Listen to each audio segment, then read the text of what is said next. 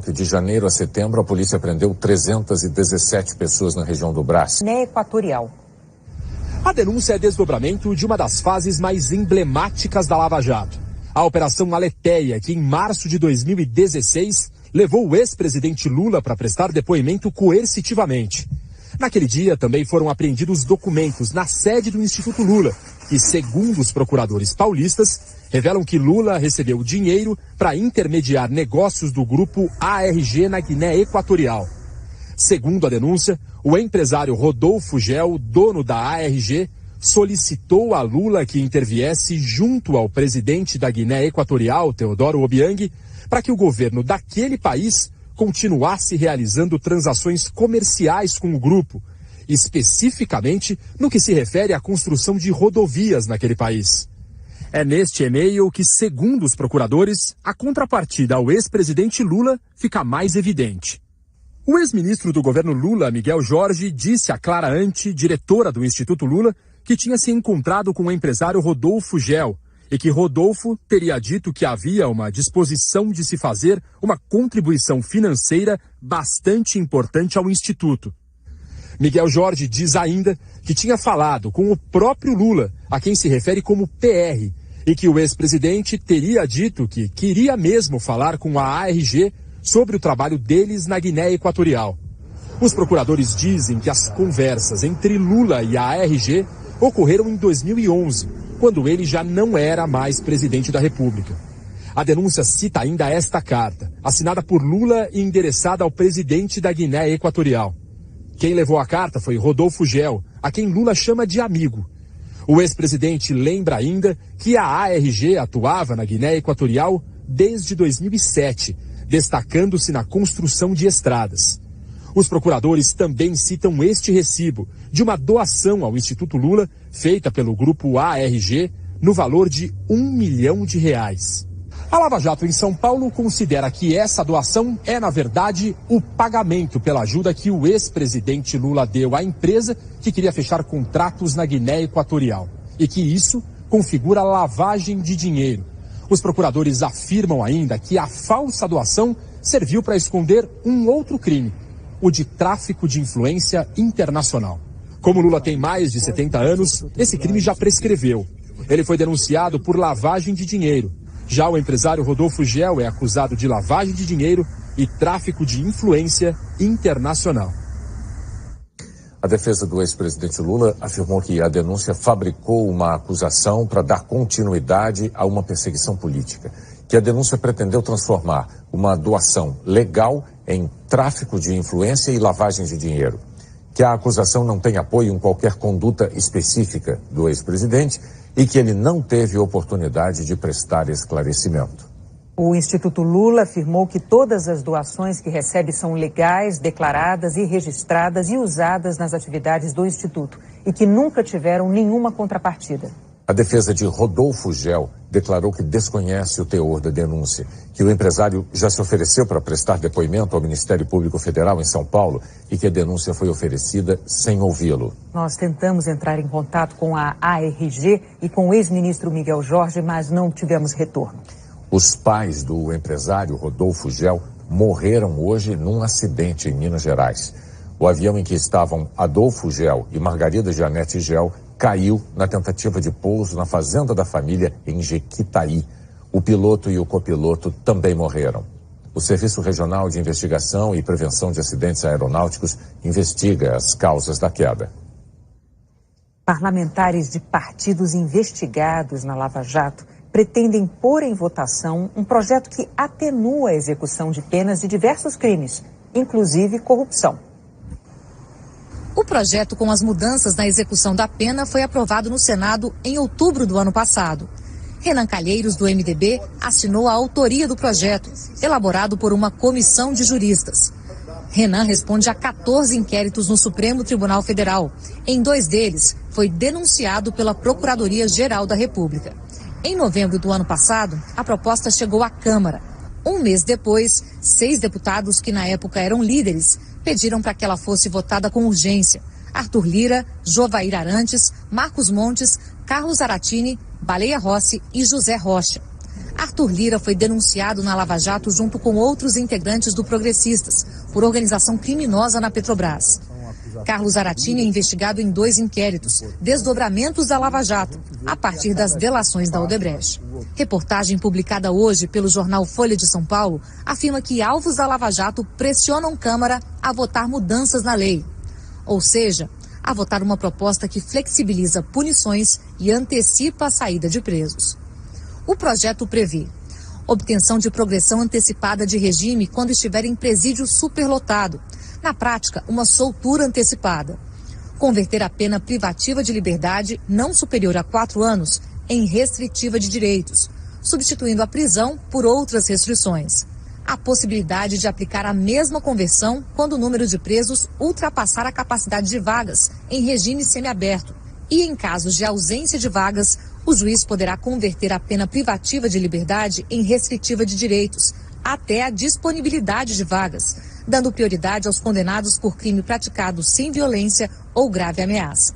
O projeto de lei também prevê que o Ministério Público poderá propor a suspensão do processo em casos de crimes praticados sem violência, com pena mínima igual ou menor do que 3 anos. Hoje, essa possibilidade é mais restrita, vale para a pena mínima de 1 ano.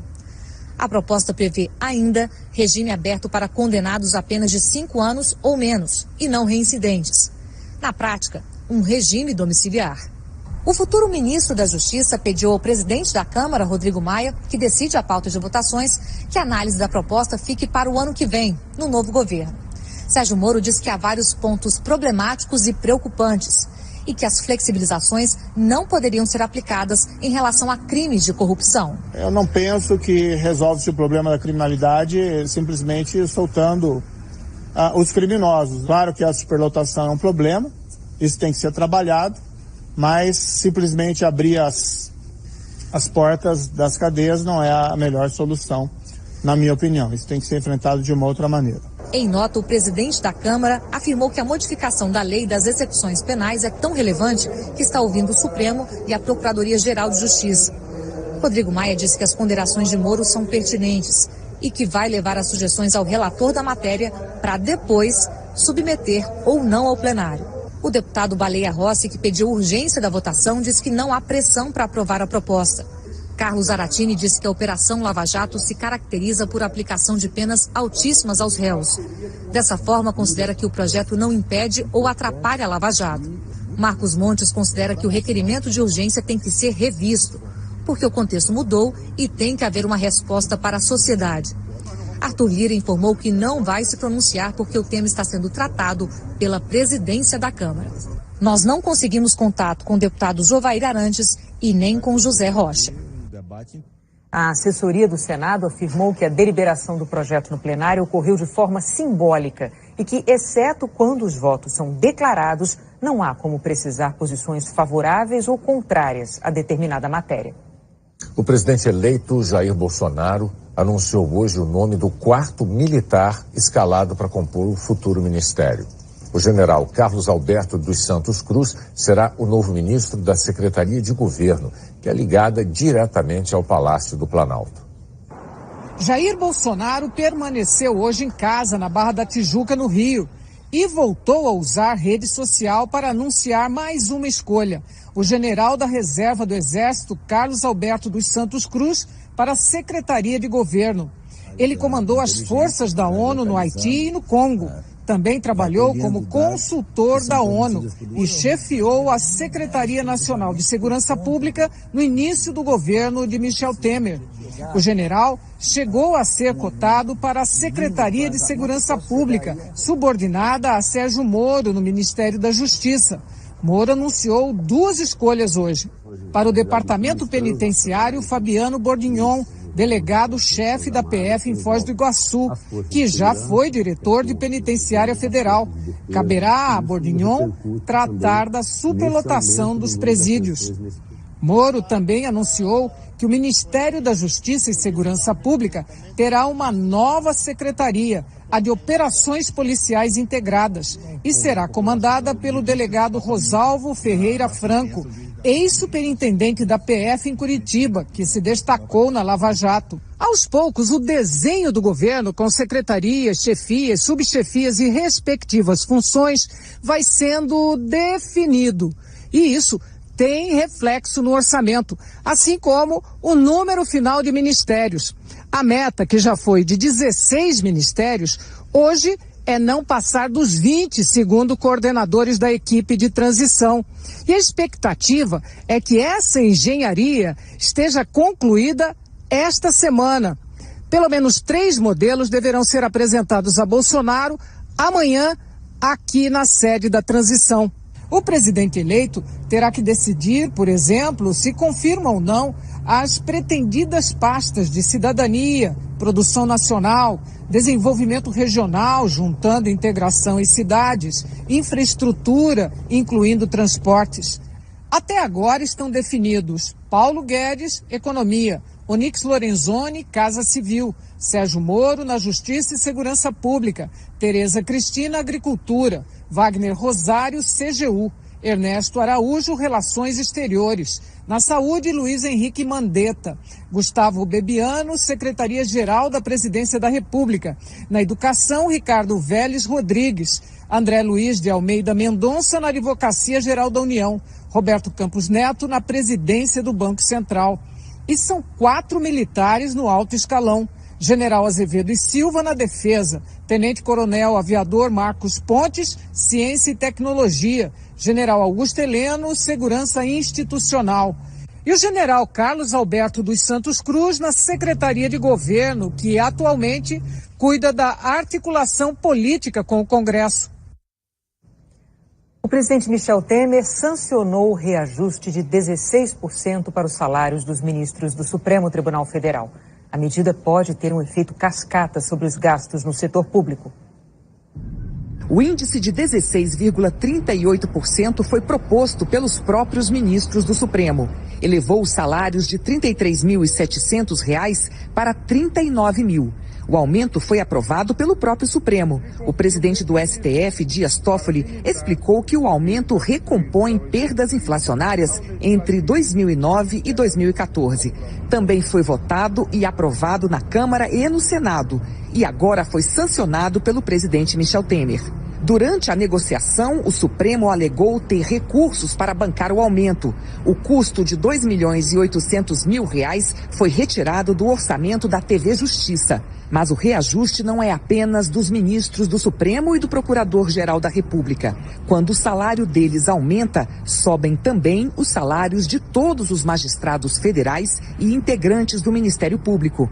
Além disso, tem o chamado efeito cascata, já que os salários do Supremo servem como teto para o funcionalismo público em todas as esferas, federal, estadual e municipal. Outras carreiras poderão passar a ganhar mais, já que o teto sobe agora para R$ 39.000. O reajuste também abre brecha para os parlamentares aumentarem os próprios salários e os vencimentos do presidente da República e ministros do governo. O impacto previsto, se todos esses aumentos saírem, é de R$ 4 bilhões, incluindo estados e municípios. Esse aumento de salários em várias esferas e o impacto nas contas públicas preocupam a equipe econômica do novo governo. Integrantes do governo de transição afirmaram que o aumento vai na contramão das iniciativas para melhorar a situação fiscal do país. Uma das alternativas para diminuir o prejuízo que o reajuste pode provocar aos cofres públicos era acabar com o auxílio moradia, de cerca de R$ 4.000 por mês, pago aos juízes e ao Ministério Público. O pagamento desse auxílio a juízes federais e Ministério Público da União custaria R$ 450 milhões no ano que vem. O relator das ações sobre o auxílio moradia no Supremo é o ministro Luiz Fux, que concedeu liminares em 2014, autorizando o pagamento. No início de novembro, ele havia dito que se o reajuste dos salários fosse autorizado por Temer, o auxílio seria revogado. E depois do presidente Michel Temer sancionar o reajuste nos salários dos ministros do STF e do Procurador-Geral da República, o ministro Luiz Fux revogou as liminares que determinavam o pagamento de auxílio moradia a juízes e procuradores. O ministro considerou que nenhum integrante de carreira jurídica, como o Ministério Público, Defensoria, Tribunal de Contas e outras, sem exceções, pode continuar com benefício sob pena de que autoridades respondam por improbidade administrativa caso continuem efetuando o pagamento. Fux também suspendeu resoluções do Conselho Nacional de Justiça e do Conselho Nacional do Ministério Público que regulamentaram o pagamento do benefício a juízes e integrantes do Ministério Público. Ele determinou que esses conselhos discutam a regulamentação de uma ajuda de custo prevista na Lei Orgânica da Magistratura. Em 29 páginas, o ministro explica que garantiu auxílio moradia a todos os magistrados em 2014 em razão da simetria, já que alguns magistrados recebiam um benefício e outros não. O ministro destacou que, apesar de ser um benefício previsto, não se pode desprezar que decisões judiciais têm impacto orçamentário e que o judiciário não pode se afastar completamente do cenário econômico. Segundo ele, o aumento que prevê recomposição das perdas inflacionárias produz um efeito cascata. Fux destacou que o fim do auxílio é medida inevitável, mas absolutamente razoável e proporcional no presente contexto, convolando, ou seja, se convertendo em sensata resposta normativa e institucional às demandas de uma excepcional conjuntura. A seguir, a nova polêmica com placas de veículos no padrão Mercosul. E o povo